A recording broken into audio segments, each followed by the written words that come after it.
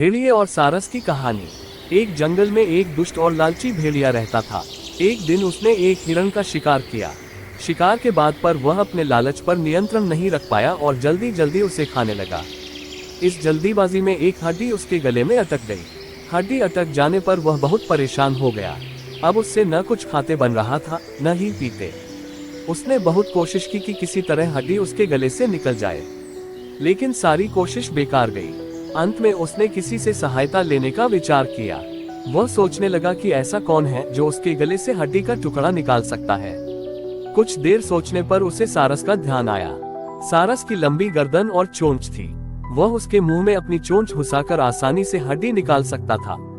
बिना देर किए भेड़िया सारस के पास पहुंचा और बोला, सारस भाई, मेरे गले में एक हड्डी अटक गई है।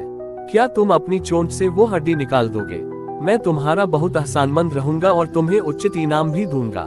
सारस पहले तो भेड़िए के मुंह में अपनी चोंच डालने से डरा, लेकिन बाद में उसे भेड़िए पर दया आ गया और वह तैयार हो गया।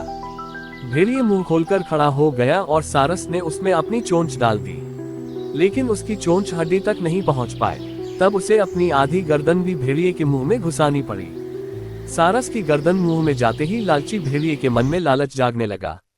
वो सोचने लगा कि यदि मैं इसकी लजीज गर्दन को चबा पाता, गले में फंसी हड्डी निकलवानी थी।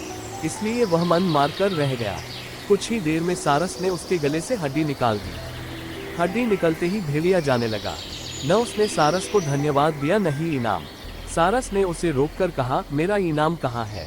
तुमने कहा था कि तुम इस काम के बदले मुझे इनाम दोगे। भेड़िया बोला, एक भेड़िए के मुंह में अपनी गर्दन डालकर भी तुम सही सलामत हो, क्या ये तुम्हारा इनाम नहीं है? इतना कहकर भेड़िया चला गया और सारस मुंह लटकाकर खड़ा रह गया। सीख, लालची और दुष्ट व्यक्ति से कभी कृतज्ञता या पुरस्कार की अपेक्षा नहीं करनी चाहिए।